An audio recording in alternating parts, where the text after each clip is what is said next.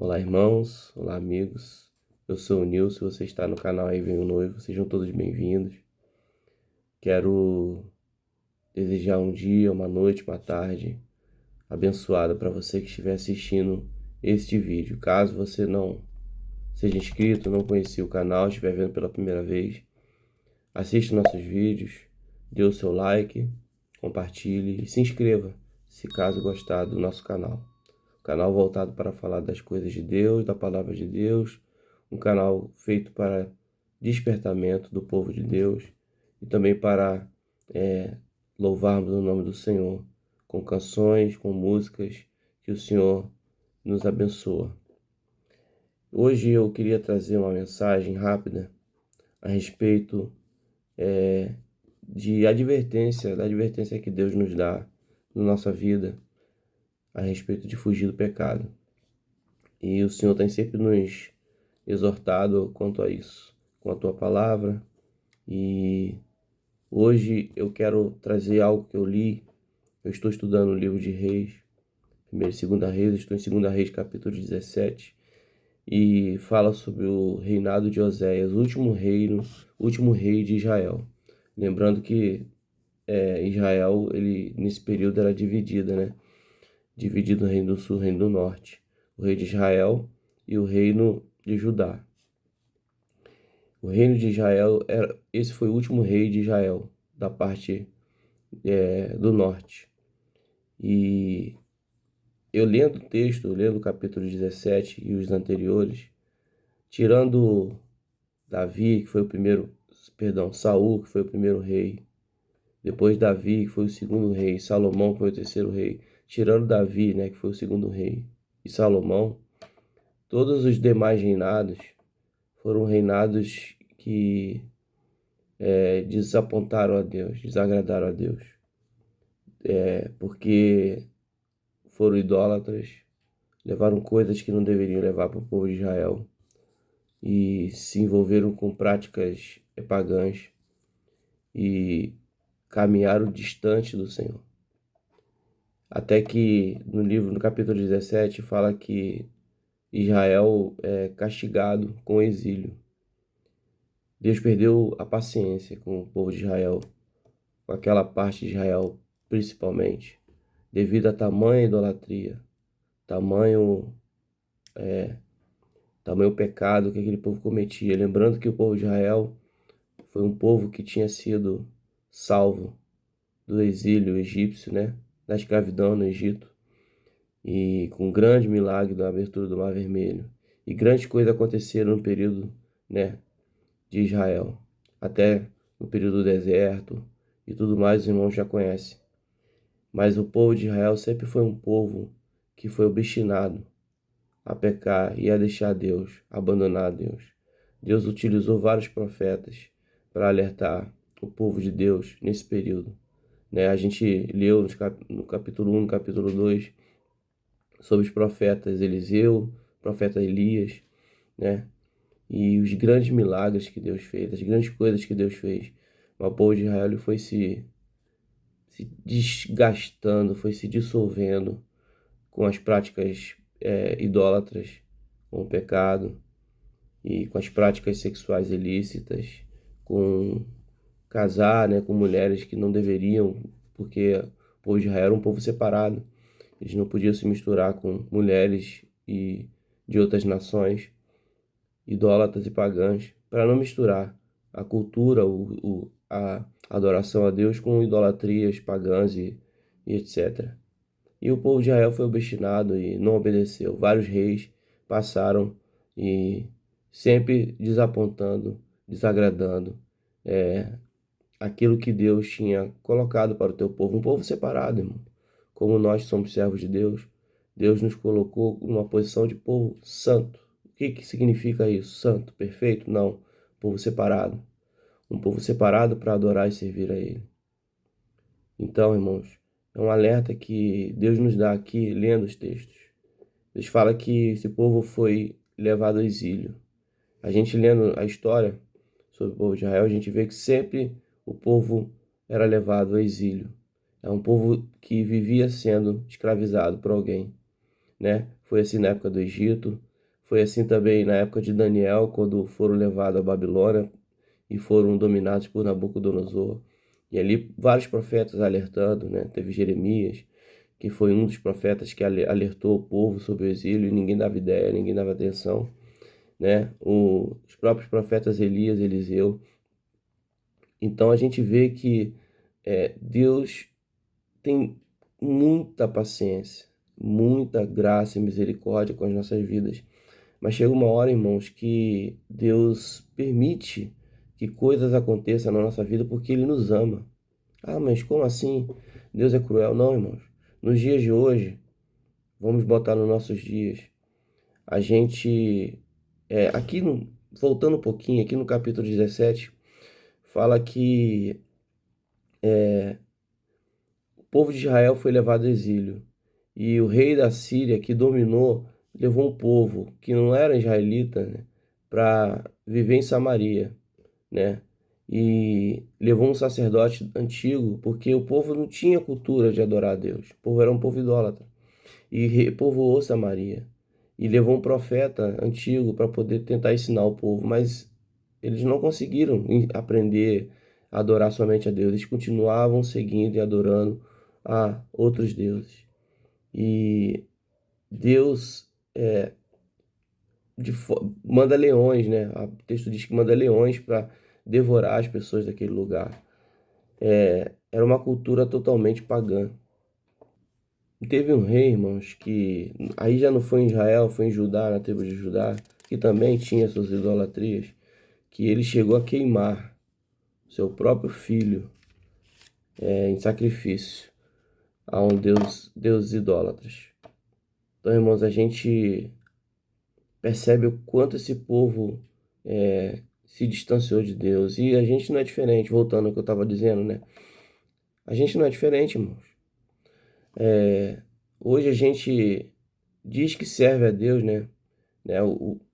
Aquele povo que foi colocado para povoar Samaria, eles serviam a Deus também, adoravam a Deus, né? Melhor dizendo, ao Deus de Israel, como eles foram ensinados, mas eles não perdiam as práticas pagãs de adorar outros deuses.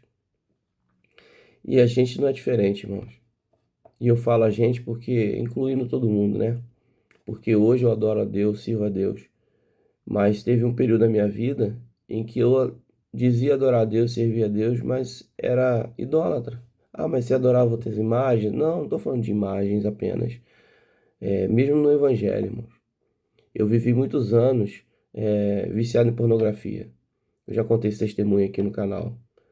E eu era cristão, servo de Deus, fazia obra do Senhor, mas assistia, e não só assistia, mas era viciado em pornografia. E meu tratamento com a minha família não era bom, não era legal. Falhei muitas vezes no comportamento com a minha família. E isso é uma forma de idolatria, irmão. Porque quando a gente serve a Deus, a gente é separado para servir a Deus como santo, e a palavra de Deus fala isso. O nosso único objetivo é adorar e servir a Deus. Ah, mas o mundo moderno, Deus é o mesmo, irmão. Deus é o mesmo de antes. Deus quer a nossa dedicação total a Ele. Deus quer o nosso empenho total, 100% para Ele. Falhamos, erramos, lógico, não somos perfeitos. Mas temos que ser santos. E santidade, e ser santo nesse caso, não tem nada a ver com perfeição. Porque se fôssemos perfeitos, estaríamos com Deus no céu. Então, irmãos, a reflexão deste dia que eu quero deixar para você, para quem estiver vendo esse vídeo, se afaste do pecado, irmão. Se dedique apenas a Deus. Cuidado, você que tem filho pequeno, não deixe seu filho exposto às coisas do mundo, às músicas que... e aqui eu não tô dando uma de perfeitão, de santão, não, vai, viu? Tô falando de ouvir músicas mundanas, músicas que não são evangélicas, né? Mas eu tô falando de músicas mundanas, músicas que trazem conteúdo que distorce o que Deus fala na tua palavra. Músicas com ideologia ao uso de drogas, com ideologia, né? Músicas que induzem as pessoas à sensualidade. Crianças estão sendo lançadas nesse mundo E muitas das vezes nós, pais, permitimos isso. Mesmo que você não seja crente, mesmo que você não seja cristão, evangélico, não permita que seu filho viva nesse mundo. Deixe, o melhor, uma dica que eu dou, crie seu filho na presença de Deus. Mesmo que você não seja um crente, uma pessoa ali fervorosa, dia a dia na igreja, deixe o seu filho aprender as coisas de Deus, irmão. Você vai ver o resultado disso. Ensine ele a ler a Bíblia. Talvez você seja católico, a mesma coisa serve para você. Deixe seu filho aprender a ler a Bíblia. Eu te garanto, vai ser muito melhor para ele. No futuro, ele vai decidir o que ele vai fazer da vida dele. Mas ensine ele no caminho do Senhor. A Bíblia fala que se ensinar o seu filho no caminho do Senhor, ele nunca vai se desviar desse caminho. E não tem coisa melhor do que você ver seu filho bem. Vai se tornar um cidadão de bem. Vai se tornar uma pessoa que respeita as leis e regras. Vai ser hoje o seu filho será um bom pai, uma boa mãe. Faça isso, irmão. Você vai ver, seja sábio. Às vezes a gente acaba se esquecendo dos nossos filhos. Mas lembre de uma coisa: o futuro dele depende do que você faz hoje na vida dele. Ensine ele no caminho do Senhor. Permita que ele viva no caminho do Senhor. Tenha um comportamento que dê exemplo para ele. Essa é a mensagem que eu queria deixar no dia de hoje. Né? Uma mensagem rápida, não vou me alongar muito. Que nós venhamos fugir do pecado, da aparência do pecado e dar exemplos, principalmente para os nossos filhos, as pessoas que vivem com a gente. Um dia eu aprendi isso e não foi fácil, mas eu apanhei muito. Deus me cobrou. Eu digo apanhei muito espiritualmente, tá? Deus me cobrou, Deus me quebrou no meio. Deus mostrou para mim que eu preciso buscar Ele, mas buscar muito, e é o que eu tenho feito. Eu tenho deixado de fazer muita coisa que eu fazia antes. Eu tenho dedicado o meu tempo o máximo possível para fazer as coisas para Deus, lendo a Bíblia, tocando um instrumento. Outra dica que eu falei das crianças, né?